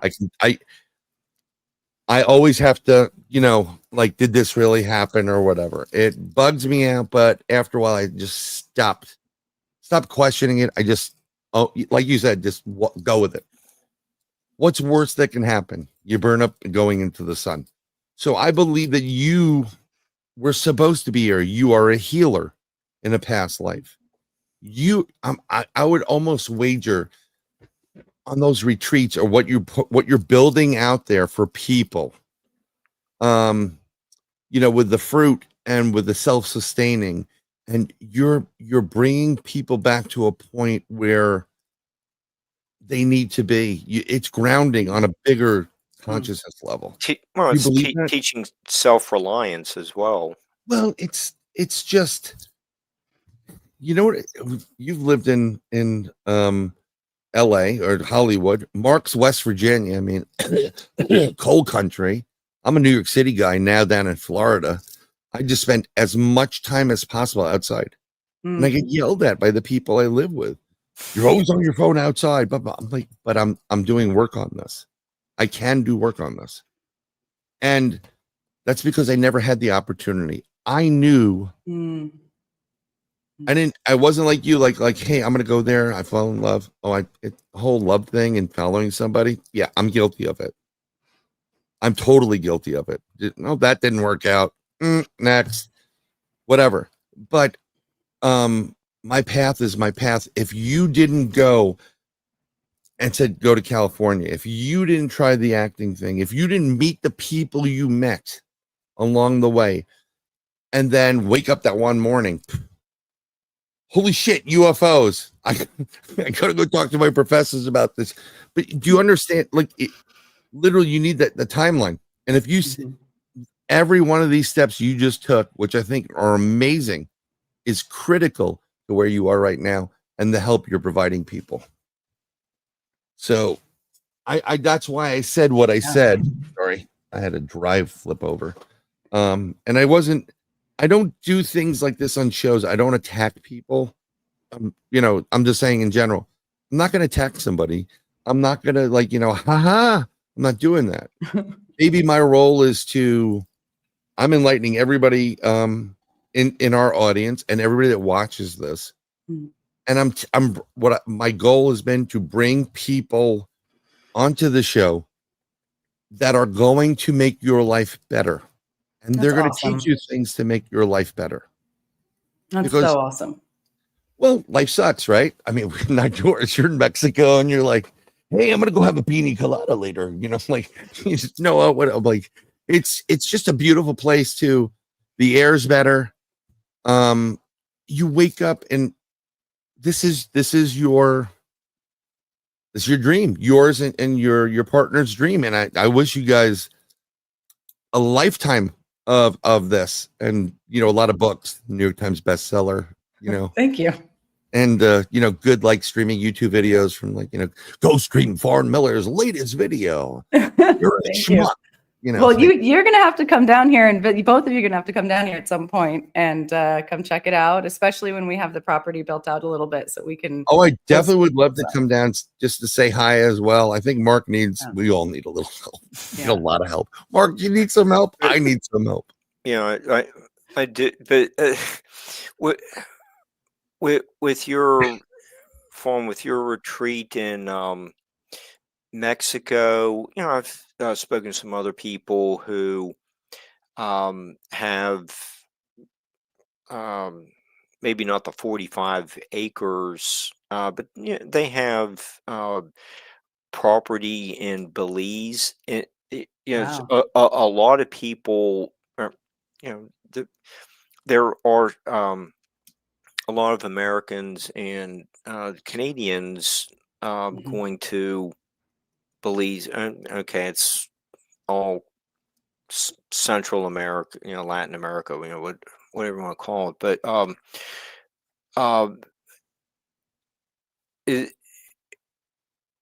do you find that with so many people going to that region that they're all kind of looking for something similar? It's a great question. I was intrigued by the friends I was talking to. This was several years ago, but there was kind of like a group interview where they were talking about what they were doing, and they put the photos of the property up on the screen, and the rental retreat homes that they had. And it looked very inviting. Oh, I know someone that went down to Mexico. Her mom did. Got Port of something. Can see something with a C. I forgot the name of it. No one was there. It was 3 mules and it was really, really like a rural. And she started building some homes. And she passed away, but her son took over, and they he's making a killing in it. But there's a lot of, I believe in callings. I believe, you were literally guided to that spot, and there's a reason. And I think you're going to have another mind-blowing experience down there on that UFO high strangeness side of the equation. where you're not going to become a cult leader. No one's drinking Kool-Aid with Fawn Miller at this point. But I think you're going to be like, you're going to have an epiphany moment of multiple of those. You're like, oh my God. And then, and it's going to disseminate and you're going to really blossom. And then you won't know who Mark, Eddy, or me are anymore. Gosh. Oh. No, but no, I'm not kidding. I have those moments all the time, Bryan. Like what you just described is kind of how I've honestly felt most of my life, is like those moments of, whoa, like, oh, just realizing this unfolding. I told my therapist so long when I was a teenager, I was like, I feel like I'm living a future memory. My life feels like this guided adventure that I'm on, and I play a part in it, but it feels familiar on the one hand, and so these moments of like, oh my gosh, like what, mind blow. It happens to me. I'll even ask my friends that, you know, like I'm notorious for being astonished by life and the things that unfold and from this most simple thing to the most like unbelievable complex things. Right. And so I think it's inevitable, but I think what you're probably referring to is like deeper and deeper, profound realizations around what's going on here and the path and the journey. I think the reason you're down there and the reason you follow this path is you weren't the zombies that go to work. You don't have the blinders on. You've always had the peripheral vision. And you went through a course which kind of like built up your foundation to this point. And I think you're going to discover things like, I was thinking about stuff long ago and I was mentioning I used to do something. I would test it out. I used to get, I got hit from behind in 3 different cars. Oh my God. New York City. It's just it's par for the course. So you get, I'd get migraines, like debilitating migraines. And I'm like, I got to figure something out. So I take certain, antihistamines, whatever it is to clear out the sinuses and whatever. And I discovered that rare earth magnets I started taping them to the base of my skull, 2 on the temple and 3 over here, third eye. And then I started thinking about it. I should have been a doctor, never was one. All my friends and family that said, you're a waste of talent. I said, I know, I don't want to be with sick people. But I've heard from numerous people that say in past lives, you were a medicine man, you were a shaman, you were a healer. I'm like, great. That doesn't help me out at this point. But so as I'm thinking about it, I remember this a long time ago. I would come into my father's, their apartment, and my father would go, what the hell is that crap? You look like a freak. And I would explain to him, well, what happens is your body's an electric system and it has minerals in it. And sometimes it's like something gets clogged and things need to be diverted or rewired so it operates properly. And the earth magnets do that. It aligns you, puts you in alignment, raises your vibration. I'm going to use terms of the modern terms. And then your body figures out a way to heal itself. And I said to I said to him, after thinking about this for a while, I said, there's going to come a day where these earth magnets are going to reverse Parkinson's, Alzheimer's, dementia, and other neurological brain disorders, because it's going to be able to get rid of whatever the plaque is that's building there. And you're going to map it out. And probably 10 years after I said it, this is about over 20 years ago, no more than 15 years ago, guys in Australia, hey, Bino, they developed a helmet filled with really powerful magnets that once they turn it on, reverses Parkinson's, Alzheimer's, and dementia. It's as if they'd never had it. And it looks like it looks like you remember the old shower caps? That's what it looks like. So like yourself, you're doing what you're doing, you're getting your goal going. And I want the best for you. And I want all these people in chat to follow Fawn Miller. Oh, thank you. But I think it was designed that way. It was designed the way that I was supposed to meet Ron Yacovetti and Lourdes. And Ron was supposed to meet you when he's studying, like, you know, pangeism and all this other crazy shit. You know, it goes from, you know, getting ghost, you know, sounds off of something to a philosophy, and like a high-end philosophy, like amazing. And Yeah, and Ron then is brilliant. Everybody should know Ron. Ron is awesome. Ron will be on the show with Lourdes. And hopefully we'll do some TDES, I think it is. Yeah, TDSE or no TDSE. I don't remember what it. Please, Ron, don't kill me. It's not enough. But my point is, all these pieces, your life path, had to fall in place for you to meet who you've met, and then now we're reconnecting. And I got to be honest, when you sent the first message, you're freaking awesome. I listened to it at a Waffle House on the way back from Missouri, and I'm like, I'm listening, and I'm like, holy shit, this woman's great. I never even met her. You're fantastic. Thanks, You just Bryan. get the vibe. You know, like you would never know. Mark is so great. Only joking, Mark. I was playing with you. I love you, Mark. Thanks, Bryan. The feeling is mutual. Yeah, if you're listening at the Waffle House, that's a real honor. Let me tell you something. If you're not watching the fights at the Waffle House, it's a real honor. This is why. So we have Gabino from Oz, who was saying Mark's a gangster. So I said, Mark, you need to change your name from MARK to what you're seeing there, which is AIM @RK. Although I think he should put and you just mentioned shower caps. I might have to start wearing one of those for the broadcasts.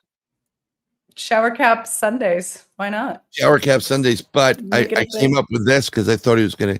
I was all ready to do some jokes with Mark, like, and we could do it, you know, just to get everybody laughing and feeling in a good way. Like, I was gonna ask Mark, what do you call children that are born in a prostitute house?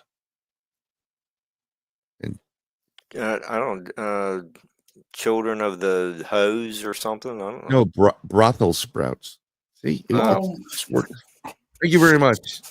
Try the veal, and then I'm sitting there because I put Mark in situations, and then I came up with this because Mark should have his own scent. Because I heard somebody say this, and I'm like, that's a great tagline for a scent. So I'm just gonna play. I'm interrupting it to make it a little bit different. This is Mark's new fragrance. It's like Mark, smell of vision. a men's cologne with the smell of regret and horrible decisions. Get yours now at the Third Eye Live Show Shop. Isn't that great? I like it. Yeah, I just heard someone say it. You know, it smells of regret and bad decisions, referring to alcohol. I'm like, that's a great fragrance right there. So, yes, we do a lot of fun things here, but I think this is the reason why you should be on the path, and what you're doing with the retreats and people. I mean, the reviews you guys, the reviews on your website of all the people that are there. And you go into the testimonials. What you call it? Let me find this again. Let me put this up here. I call them love notes and love letters. I love that. Yeah, I love the love notes and love letters because it's incredible. Let's see if we can get some love notes. But it's very important. There's a little bit of a delay, folks, but look at these. If you know deep inside that there has to be more than what you're currently experiencing, reach out to her. Deborah M. I'm not going to read them all. I mean, I was going through all these things because you're doing what you're doing. Not that it's new, but, you know, you're really building something now, you know, more, you know, along the lines of, I guess, what was intuitively in you. And I'm going to remove this from the site, get you back up. But I just think it's wonderful. I mean, like, read the reviews, go to her site. I have ones. I'm great whoever built that, if that was built by you, and you did a All freaking me, ass ground up. job on that. It is Thank you so beautifully much. done. Thank you. I love the live scroll, and you. because people are just used to, if Yeah. life was this all the time,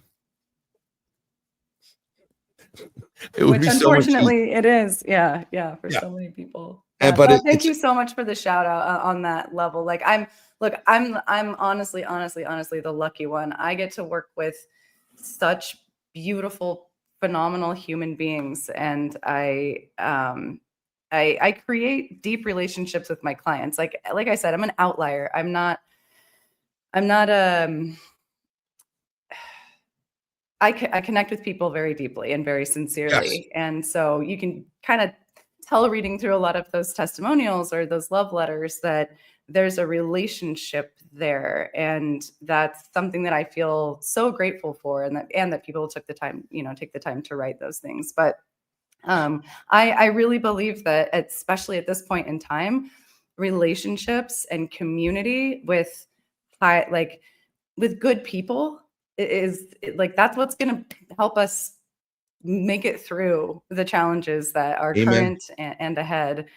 We need each other. We need great, amazing people like both you, Bryan and Mark, and the people in your networks and your communities. And I think the most important thing really is to have people that we can be on this journey with, especially those of us who are on the fringes of what have been considered mainstream or allowable by society, right? And so I would guess that most of your audience in some capacity have had interests or experiences that fall outside what's allowed in most of society. And that's something that I feel super passionate about, and I'm actually I'm just going to segue into this. That's something that I'm like freshly right now curating and creating our safe spaces for experiencers, kind of weaving my work from everything else that I do, but specifically for experiencers to have a safe space to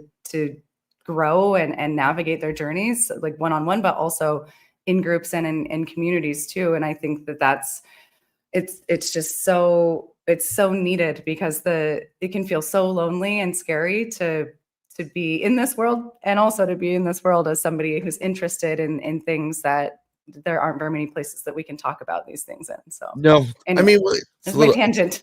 Yeah, and it's a great tangent. Where, besides fawnmiller.com, where can people find you if they have questions? Please, if you want to contact Fawn, wherever she tells you to go to, just say, hey, I saw you on Third Eye Live. Yeah. And so give her a point of reference, so she's not like, this guy a stalker or something. I get people that do it all the time. I'm like, please tell me you saw me on this, so I have a point of reference. Right. Then Totally. they go, yeah. You can go just head over to my website and fill out the contact form is the easiest way to reach out to me. And I'm happy to be in touch or keep you posted on the things that I've got going on. And or for anybody who's interested in like, what the being supported in this way can look like, just reach out to me on the website, and I'd love to meet anybody. As you can probably tell, I love people, and I love connecting with people and helping in any way that I can. Oh yeah, I think you're doing a great job. I'm going to say you have the keys to the Third Eye Alive kingdom. It's not that big. Anytime you want to come on, even if it's not the size that matters, Bryan. No, I know it's the motion of the ocean. I do this all the time. It's the quality of the community. I went out. We went to Home Depot, and their mom was like, "But look at this. It's not big enough." And I literally blurted out, "I'm very embarrassing for my kids and everybody. I'm like, it's not the size." And some guy came out. He was laughing. Then again, it wasn't just that. It was the fact they had these giant fans, and I was standing there like, and just being an idiot. I'm flying. He was like, "You're great." So seriously, Fawn, anytime you want to come back to the insane asylum that we call Third Eye Alive, please, it's all yours. Thank you. And I guess you should be happy your partner allows you to be shared by so many people, but it's a good thing. It's a positive thing. And we're gonna keep tabs and check in, and this isn't just a like, hey, thanks for coming on the show, and then this is where we're meant to connect. So Awesome. everybody's here. And I don't want to take you any more time because it's almost 2 hours. I want to thank everybody for coming in. Thank you so much. Each other. Yeah.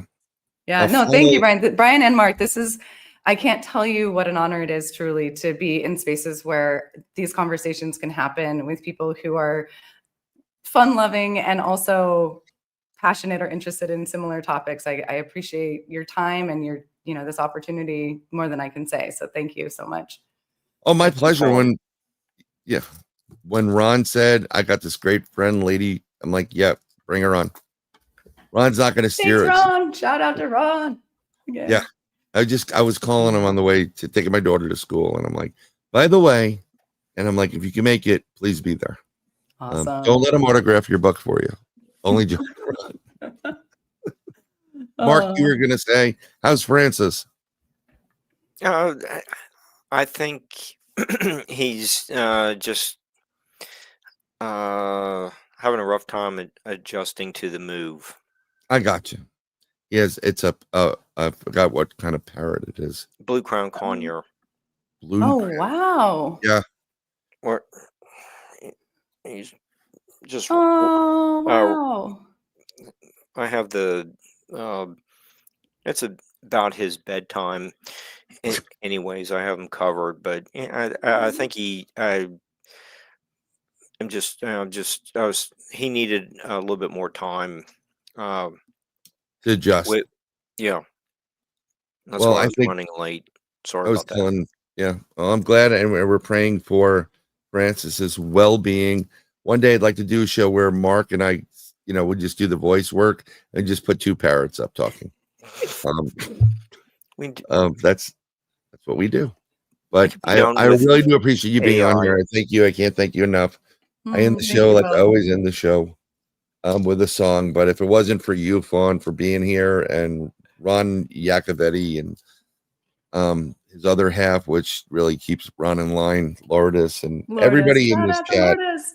Yeah. Love all you guys, and I really do appreciate you. We don't know what we're gonna do for the Thanksgiving holiday. We're toying with some ideas, but we may get kicked off the air if I continue doing them because it's a little bit more comical. But we'll figure it out. But blessings, and we'll see you next time. And thank you again.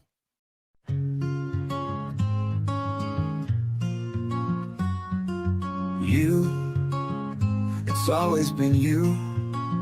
God showed me you. I have been searching decades for you. I found you, I lost you. My heart is broken without you. My soul aches for you. I need you, I want you. My days are filled with you. I've seen the future with you. My home is with you. I have felt the future with you. My nights are filled with you. Love is you. True love is you. My happiness is you. Every past life is with you. My dreams are filled with you. Life is meaningless without you. My future is with you. I will fight for you. I will defend you. I will give up my life for you. Whatever it takes for you. Nothing else matters but you. I love you. I love you. I love you. God showed me you. I have been searching decades for you. I found you, I lost you. My heart is broken without you. My soul aches for you. I need you, I want you. My days are filled with you. I have seen the future with you. My home is with you. I have felt the future with you. My nights are filled with you. Love is you, true love is you. Love is you, true love is you. My happiness is you. Every past life is with you. My dreams are filled with you. Life is meaningless without you. future is with you. I will fight for you, I will defend you. I would give up my life for you, whatever it takes for you. Nothing else matters but you. I love you, I love you. Life is meaningless without you. My future is with you.